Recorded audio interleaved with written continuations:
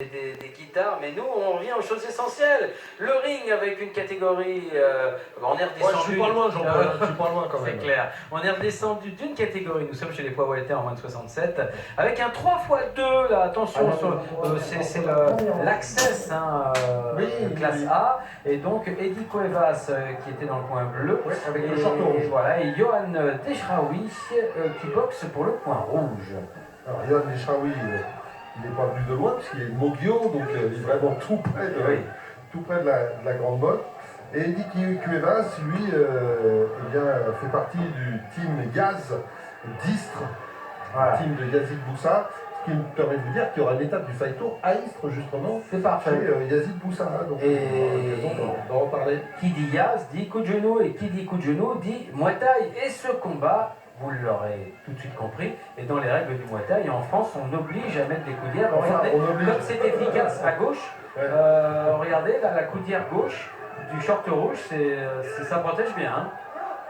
Ah, c'est vraiment, le ministère des Sports a fait un amendement extraordinaire à ce niveau-là, rendre obligatoire des coudières qui ne servent à rien. Bon, enfin, voilà, ça fait partie de... Et l'arbitre, M. Delebel, donc, qui compte Johan Deschraoui, tout simplement parce qu'il a considéré que Johan Deschraoui ne se défendait pas, voilà, qu'il était pris de vitesse par Eddie Cuevas. C'est pas facile, c'est coup de coude descendant, coup de genou, le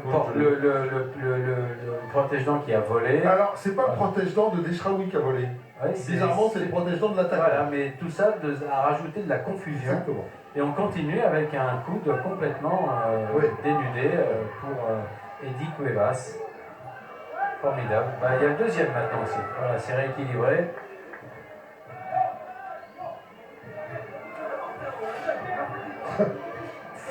C'est un combat qui commence dans la confusion et qui continue a priori.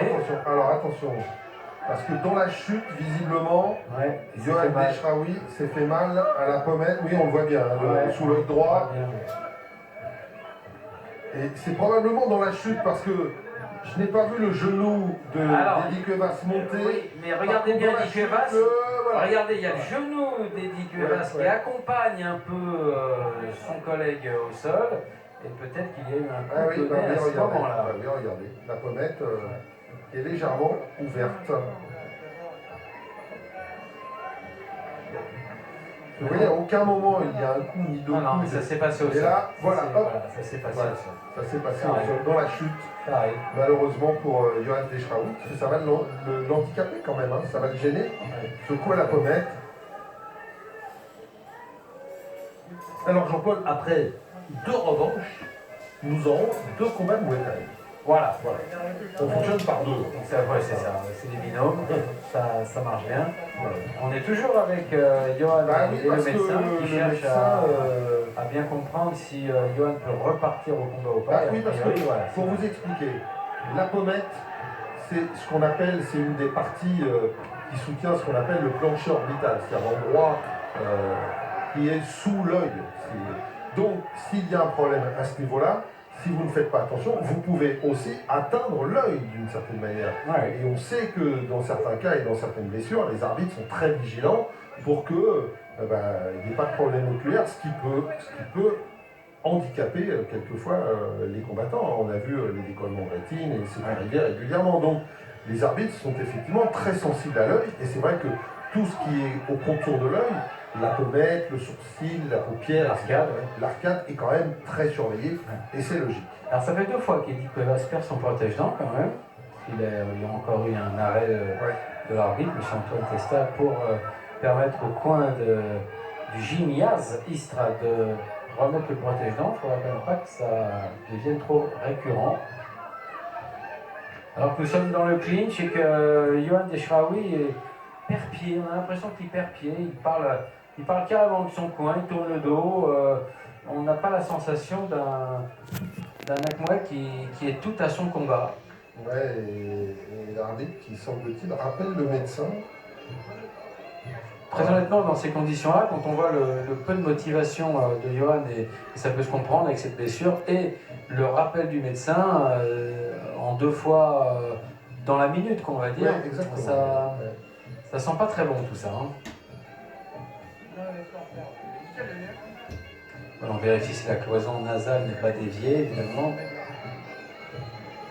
Oui, c'est un peu tout. Hein. Jean-Paul, là, le médecin vérifie tout, le nez, la pommette, la cloison nasale, enfin...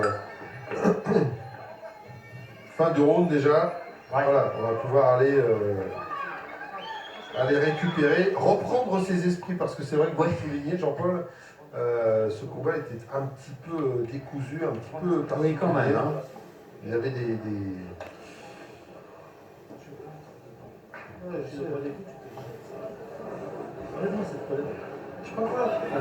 Ah, c'est intéressant ce qu'on dit dans le coin de Yoann. Oui, exactement. Ouais. Enlève-moi cette colère.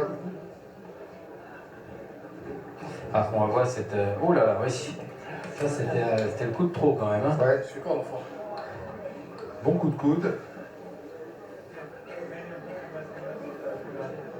Yoann Deshraoui qui, Jean-Paul, a quelques difficultés de protection. On l'a vu sur les entrées de Cuevas.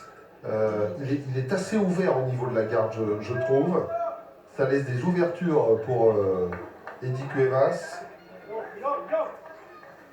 Et un combat compliqué hein, pour l'arbitre, M. Delobel, parce que c'est compliqué comment dire, d'arbitrer un combat comme ça, un petit peu décousu, un petit peu, vous voyez, c'est assez particulier quand même. Attention, il est accroché dans les cordes. C'est un peu brouillon. Oui, voilà, c'est ça. On sent qu'il y a un gros contentieux là entre les deux hommes, et je crois que ça vient aussi du coup de genou qui a été donné au sol hein, quand même. Hein. C'est possible. On l'a vu, hein, au moment où Yoann Deshraoui tombe, Eddie Cuevas est sur lui et place quand même son genou. Hein. Exprès ou pas, on ne sait pas, on ne peut pas le dire. Hein. Mais n'empêche que le genou atterrit bien sur la face de Yoann Deshraoui pendant que ce dernier est au sol. Alors ça peut énerver. Oui, mais en même temps, on sait bien, Jean-Paul, hein, quand on combat, et on a très bien entendu dans le coin, il faut sortir de la colère, parce que, vous voyez cette garde très ouverte du côté de Yoann Deshraoui, il s'expose beaucoup, je trouve, Jean-Paul. Il s'expose beaucoup au coup d'Eddie Cuevas. Hein. C'est sûr, mais en même temps, dans le mouet, la garde large est souvent justifiée par la possibilité que ça offre d'accrocher son adversaire pour le clincher. C'est vrai, mais... C'est pas rare, quoi. Mais, en l'occurrence, vous avez raison, ça ne lui apporte pas du bonheur, Yoann, hein, cette ouverture. Non. Et Eddie Cuevas étant un petit peu plus grand que lui, c'est vrai que dans le clinch, le travail de genou, le travail sur les... lui est facilité. 3 fois. 3 fois le protège, non. Il y a un vrai souci. Un peu désabusé, Yoann Deshraoui aussi. On le voit, hein, c'est bizarre hein, comme combat, Jean-Paul. Ouais. La tentative de coup de coude de Deshraoui en se retournant. Voilà. Et le high kick suivi par Eddie Cuevas.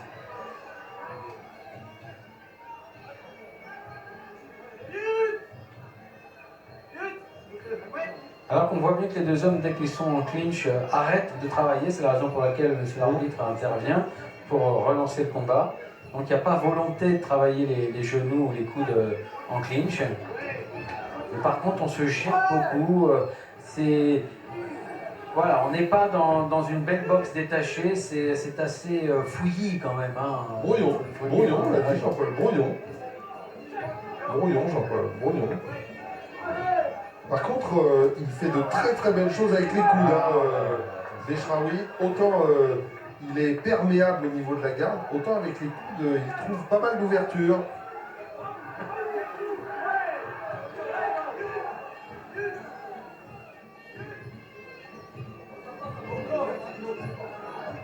Ah, il a du mal à reprendre son souffle, Eddie Cuevas.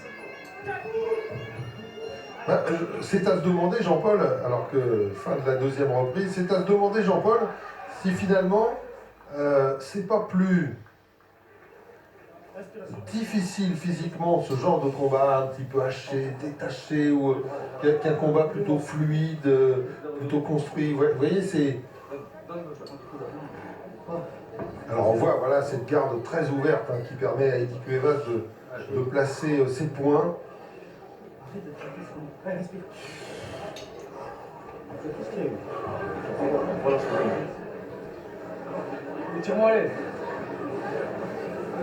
Par contre, sur les coudes, voilà, il arrive à trouver des ouvertures, des shraouis. Regardez comment il se jette, là, Eddie Cuevas.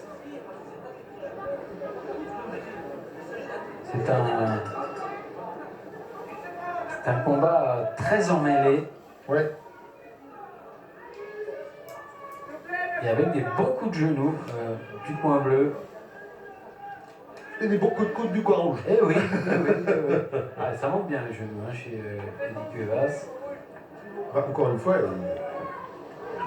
il est coaché par le maître des genoux. C'est vrai. On peut le dire, hein, Yazid Boussa. Allez, on traîne. Ah, pardon.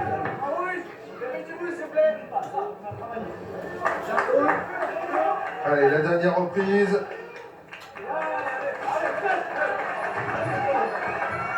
Oh, oh là, qu'est-ce qu'il y a? Qu'est-ce qui se passe? Qu'est-ce qui se passe? Mais il s'auto-arbitre, hein, mais qu'est-ce qui se passe? C'est incroyable, hein? On ne sait pas. Alors là... L'épaule, Jean-Paul. Oui, mais dans ces cas-là, on va voir son coin tout de suite. Ok, on a compris. Mais voilà. Alors, on voit bien. Alors Jean-Paul, regardez, c'était intéressant ce ralenti parce que sur la petite pointe, on voit que l'épaule a dû sauter et revenir tout de suite. Le entendu Gilles Yaz.